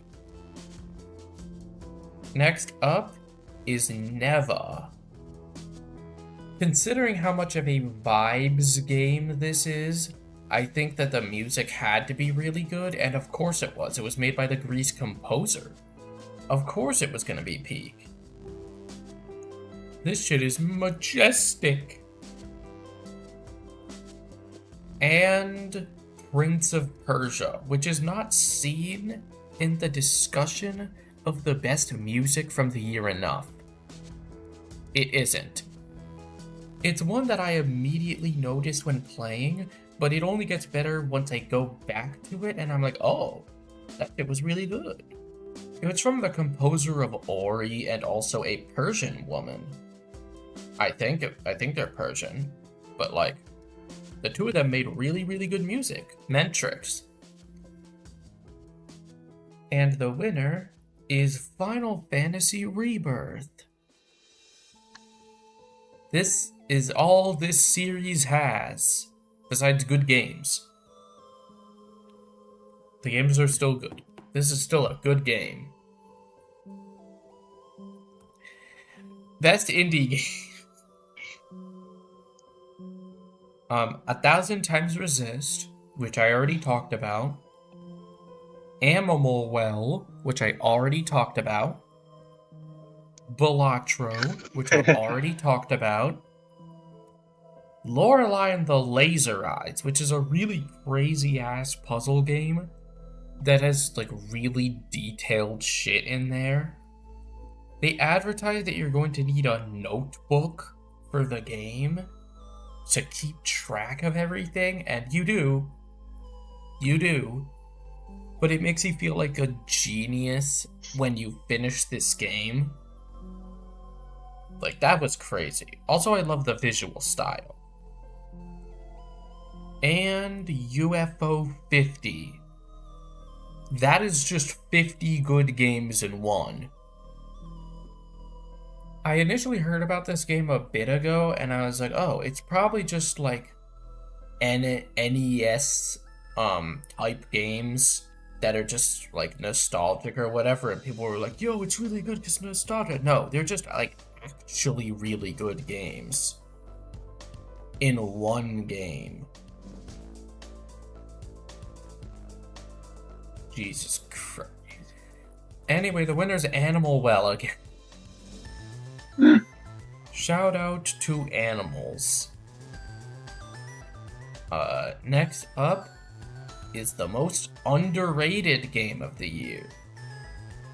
Let's start off with Duck Detective: The Secret Salami. Yeah. This is a short detective game starring this really funny duck.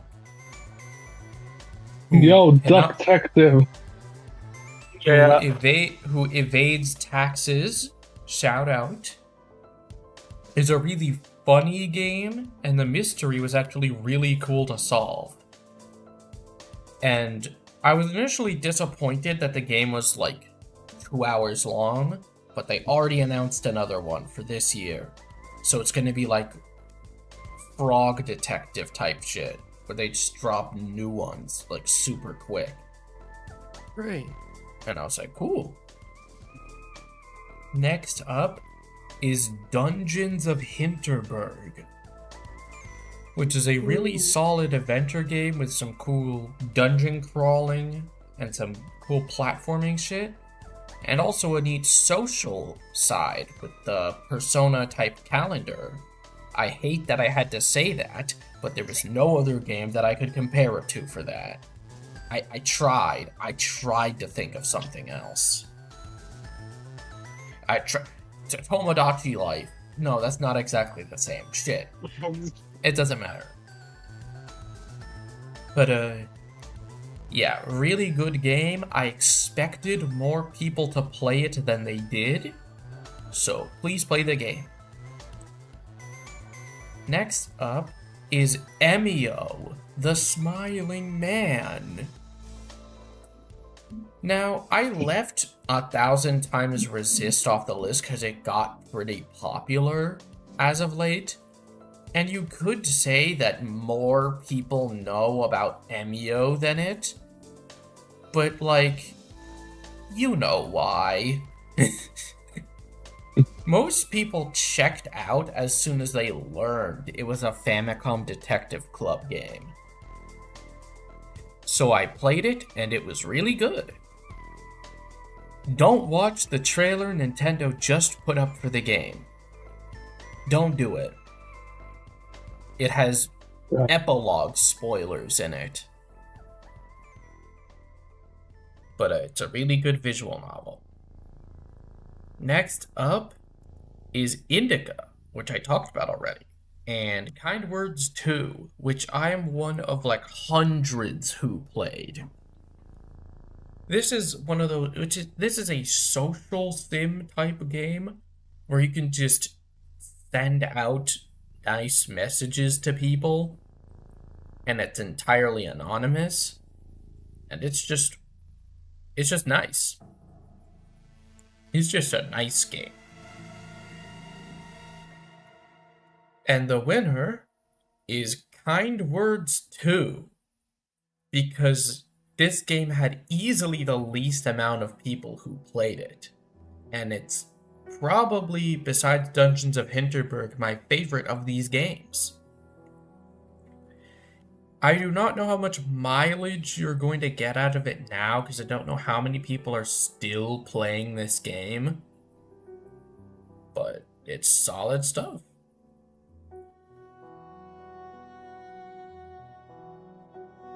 What a category. What a category. Yep. Best character. Wait, what is... Best character. Okay. Let's start out with Curly from Mouth Washing. I Fucked up. ever since playing the game, this narrative, especially this character, definitely grew on me over time. Curly specifically, like, massively improved in my mind the longer I thought about how integral they are to pretty much every single theme in the game. I initially did catch the way that they were used for Anya's story, and also how they were enabler to Jimmy, come on Jimmy. What I didn't initially catch was how realistic the situation is when it comes to how disabled people are treated in real life. And how no one on the ship even... Why is it there? No one on the ship asked Curly if they wanted to do any of it, when he had the ability to nod his head and shake it for no, for example. Like, he could have communicated and no one thought to ask him. And that was insane to learn. What a really cool character. I'm going to hit Jimmy with a car. Iris from 1,000 Times Resist. I guess it just skipped this one, but I think it'll... Is it... Oh, okay, it's just out of order. Sorry, I'll just leave it like this, and then I'll just talk about them in order, because I don't know how I fucked that up. What? What the fuck? So, Indica is a hi Wen. Hi. Hi, about best character. We're nearly done, actually. Oh, I missed everything. Um, Cool. Yeah. You missed the best category. What the fuck? Precisely. Yeah, that's the name of the category. Mm. Wowie zowie. Okay. So Wow. Indica, really interesting character. I really like the way that they delved into her backstory in the game. I like that how they tested her faith as the game went along, from devil from Bible. The ending was weird, but eventually I figured out what they were going for, and I was like, oh. And I was like, oh. It was a really cool game.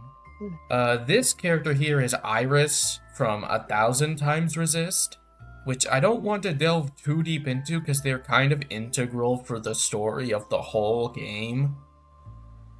But Jesus Christ. Like, the basis of the game is going through their memories and figuring out how they kind of put everyone in the hellhole they are in this game. And they're integral for the really great themes of generational trauma, which are done really well in this game. We also have Luis Guillaburn, which is easily the best Atlas villain. It's not close. They're kind of a perfect villain, if I'm being honest. Like, they're funny, they have a great presence, they're great in battle, they're really strong narratively, like, they're great. They're really good. I've been talking about characters narratively, but if you want to talk about a character with a really strong impact this year, look to how they fixed Shadow the Hedgehog. Yeah. My boy. Hooray. The Year of Shadow actually worked. He's probably one of the he was already one of the most popular characters in the series, and now he's absolutely up there. Like, they managed to remake Shadow the Hedgehog like a fan favorite again because of Movie 3 and Generations. Shadow. And Zhao from Tales of Kenzera. Zhao. Really great portrayal of grief in this character. I think that they did a really good job. There was technically another character in this game that kinda looks the same and is kind of the same character. But, like, I just kind of lumped them both in here, considering that this is a character and a story, and it's a whole thing. And the winner is Luis Guillaburn from Metaphor Refantasio. Hooray! Excellent villain. Oh god. Most anticipated game of this year. You will quickly notice a game that is not on this list that I think you might expect it to be.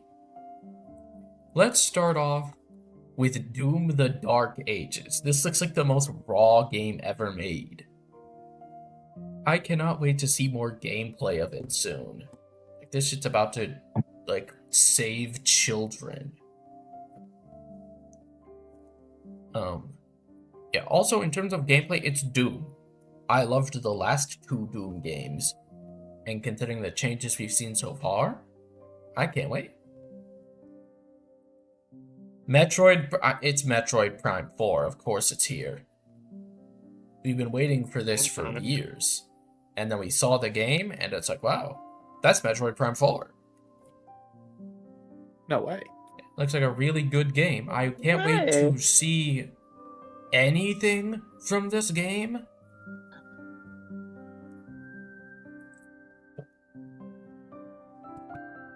But yeah, it's really cool so far. Next up is Monster Hunter Wilds. Monster Hunter Rise kinda took over my life when it released. I don't know if Wilds is gonna do that, because I don't know if I'll have the time to do that. But it does look really, really fun. Like a really strong evolution of both Rise and World. Shout out.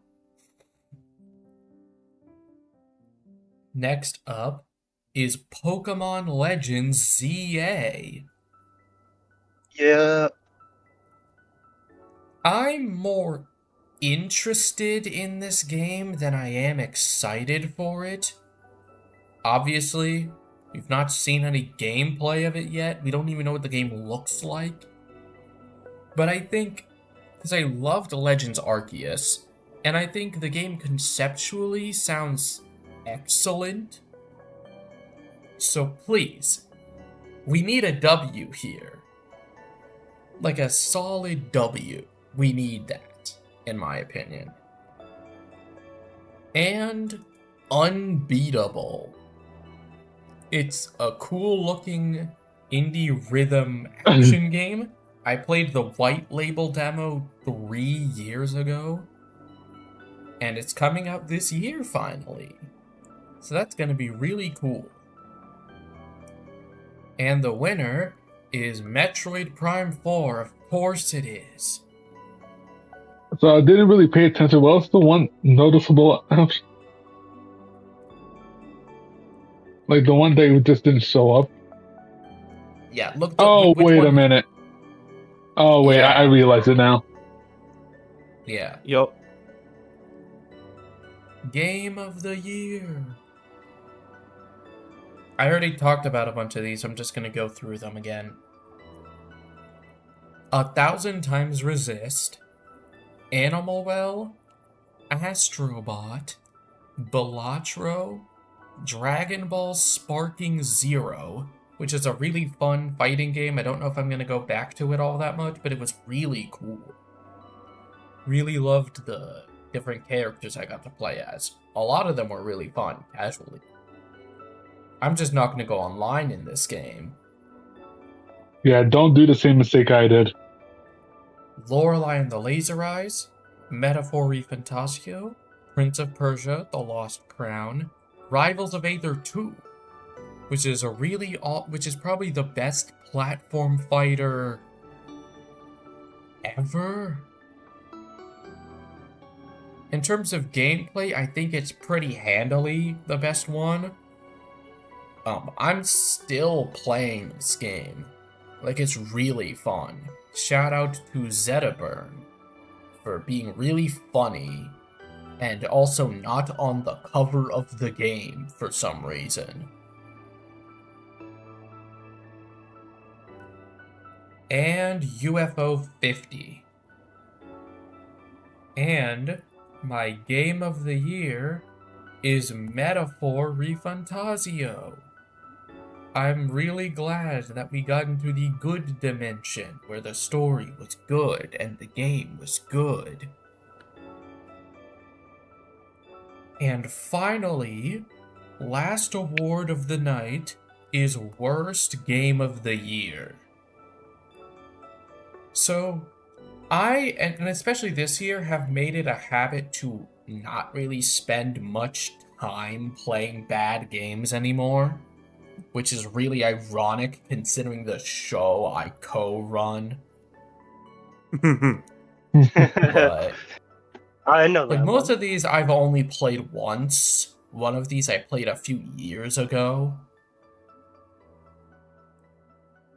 But yeah. The nominees, I'm not gonna spend any time on these. You know how bad they are. Concord. Demon Slayer Sweep the Board, Foam Stars, Jackbox Naughty Pack, Jujutsu Kaisen Cursed Clash, Pal World, PVZ3, Welcome to Zomburbia, Silent Hill The Short Message, Skull and Bones, and Unplagued. Oh, I'm To be surprised Suicide clear- Squad didn't make it. I didn't play it, even for like a second. Oh, yeah. The only game here that I turned on a second time was technically Concord because of the beta. That's it. Every other one of these I played for one session and then stopped. Skull and Bones I didn't even play on release. And the winner is Unplagued. That game just does not work. It is just not a functional video game. It is a game where you cannot play the game. And that's it. That's it. Hooray. Thank you. Thank you for watching. I promise to do more than 2 streams this year. Hopefully. I can do more than 2 in 1 year. But let's see how that goes. Anyway, that's all for today. See ya. I'm done.